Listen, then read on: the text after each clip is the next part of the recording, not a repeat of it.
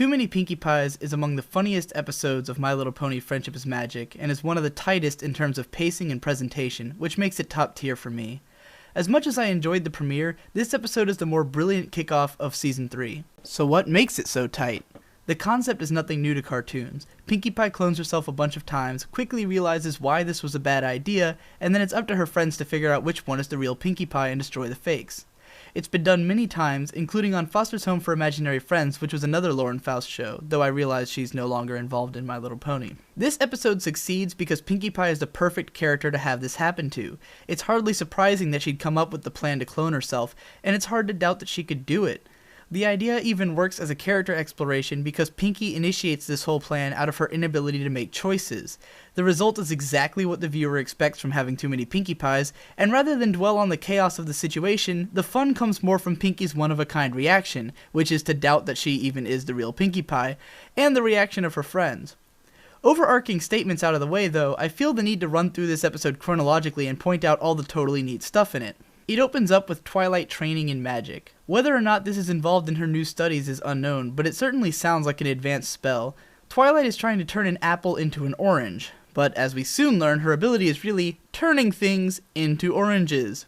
Most amazing, though, is that the two things which she turns into oranges in the episode are living creatures. This does not kill them, though. A bird turns into an orange with wings, and a frog turns into an orange with limbs, and when it croaks, the orange splits open like a mouth. That this doesn't stand out as the most bizarre thing in the episode is a testament to how much goes into it. We don't need to spend much time thinking about this to realize the implications. The oranges are now sentient creatures, presumably living out the lives of a bird and a frog, only now they're oranges. They never get changed back, so these things are just running around in the wild. I wonder if Fluttershy can still talk to them, maybe help them get their lives together. Does the frog orange still have a tongue to catch flies? Can they spawn? These transformations actually fit in with the Pinkie Pie cloning theme, since both are about fucking around with transforming creatures and shit. The animals being transformed and never turned back reminds me of how the new Pinkie Pies are brutally destroyed in an instant later on. Before I continue to the next scene, let me stop to say what I always say. The attention to detail in this show is insane. I can't possibly get into every single noteworthy piece of animation and scene in the episode because it's a constant flood of greatness. This is why I spend so much time on the MLP Reddit just basking in every little moment of the episode with everyone, taking it apart GIF by JPEG. But you should all know this. That's why you're watching the show. Isn't it great? So anyway, Pinkie Pie is presented with a choice. We've seen plenty of choice making throughout the show. Twilight racked her brain trying to decide who to give her gala tickets to in the Ticketmaster. Rainbow Dash spent a whole episode making up her mind about what pet to choose and may the best pet win, etc. Pinkie Pie doesn't even bother giving the choices any thought or even consider the idea of making a decision. She wants to do everything, and funnily enough, this character flaw is never resolved. She writes to Princess Celestia that it's important to make choices and resolves to do so, but at the end of the episode, when confronted with a choice, Pinkie just says, "Fuck it, I'm tired," and goes to bed. This is one more way in which I relate to Pinkie. I can't ever make decisions, so I end up sleeping all day. Actually, I relate to Pinkie's initial solution as well, which is attempting to do everything by way of pushing herself to the physical limit of possibility. I love that Pinkie's vision of how she'll manage to be in two places at once is like a classic cartoon two-timing scenario, similar to how Rarity handled being at two parties in Sweet and Elite. Now, skipping forward a bit, onto the subject of Pinkie's clones. What they are actually is highly questionable, but it's clear that the clones are not quite the real Pinkie Pie. They seem to have carried over her personality and desires, but not her memories. This is displayed not just by making them mindless fun zombies, which they almost are, but by the fact that Pinkie actually has to teach them who her friends are, and the clones can't even get their names right. This is interesting because Pinkie's memory is her most cherished possession. She's got a lot of pride in her knowledge of everyone in Ponyville, and this was the entire point of A Friend Indeed.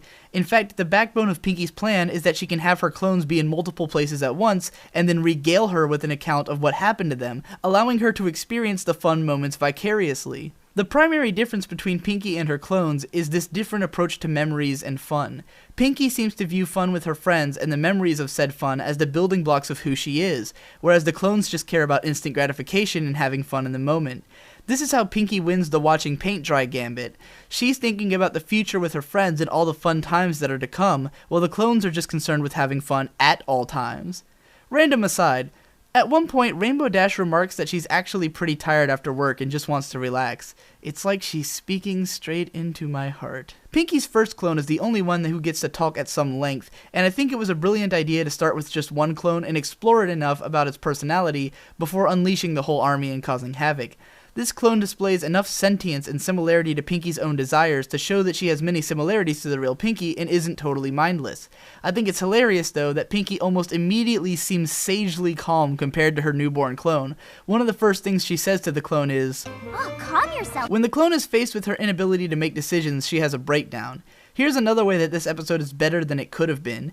Pinkie herself is the one who suggests making more clones. They could have had the clone decide itself to go clone more Pinkie Pies, and thus the situation would have gotten out of hand without Pinkie's control. Instead, Pinkie is aware of what's going on each step of the way, which puts the weight of her decisions more squarely on her shoulders. It also shows that the clone wasn't intelligent enough to come up with an idea like that herself. Again, I think the clones are driven by nothing but instant gratification. After that, things get out of hand immediately when the clones decide to make a whole army of themselves just because it seems like fun.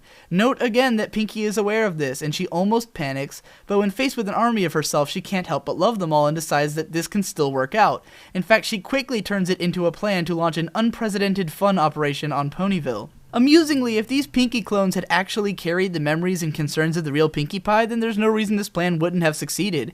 Pinkie doesn't seem to fully grasp how different her clones are from herself, and only sees the positive possibilities of the situation. Unfortunately, the clones aren't interested in memories of fun. Pinkie's ideal might have been spending each evening with her army of Pinkies discussing all the fun events of the day over cake at a giant round table. The clones, however, just want to go wreck shit, and they do.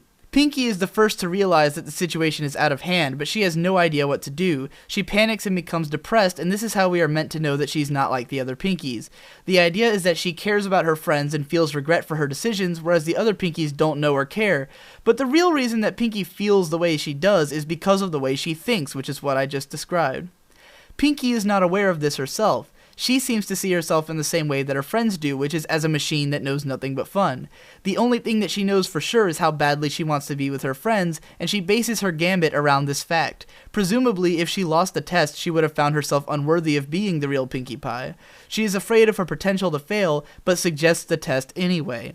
Hilarity soon follows. Spike locates the Deus Ex Machina, and Twilight knows that she can send the Pinkies back to the pond, but there's the potential to send back the real one. We won't say anything about the fact that Twilight apparently has the ability to instantly vaporize any pony and trap them in an underground pond, but when faced with the prospect of determining which Pinkie is the real one, Twilight instantly gave up. Her friends, more terrified than they were of parasprites and a dragon, have gone into hiding, until the Pinkie storm dies down. Best line ever. When faced with the real Pinkie, who is sitting around depressed, Twilight is unconvinced, stating that the real Pinkie has never sat still for so long in her life. It's understandable that Twilight wouldn't immediately assume that the one Pinkie doing something different is the real one, since the properties of these Pinkie clones are totally unknown. Presumably, given enough time to study them, Twilight could have reached a conclusion, although it's also possible that the stress would have driven her insane and caused some kind of reckless Pinkie genocide. Thankfully, the real Pinkie comes up with the paint drying gambit. The presentation of this scene is nothing short of brilliant. It leaves just enough ambiguity to raise the possibility of the wrong Pinkie having survived. We don't see exactly where Rainbow deposits the real Pinkie in the crowd, but it does look like it's around the same general area that the last Pinkie ends up sitting. It's not that it looks like the wrong Pinkie survived, and it's not even likely, but there's just enough ambiguity to leave it up to the viewer's faith in Pinkie to decide if the right one survived. Her friends have enough faith to believe that they made the right choice, and most viewers will have no real doubts about it. The point is that they didn't make it easy. We don't believe that the real Pinkie survived because we saw where she was sitting. We believe it because we trust that the real Pinkie is the one who cares about her friends and isn't just a mindless fun-seeking machine. That's what makes this resolution so satisfying and cool. Anyway, 2 more weeks until Trixie returns. More Trixie than my body has room for.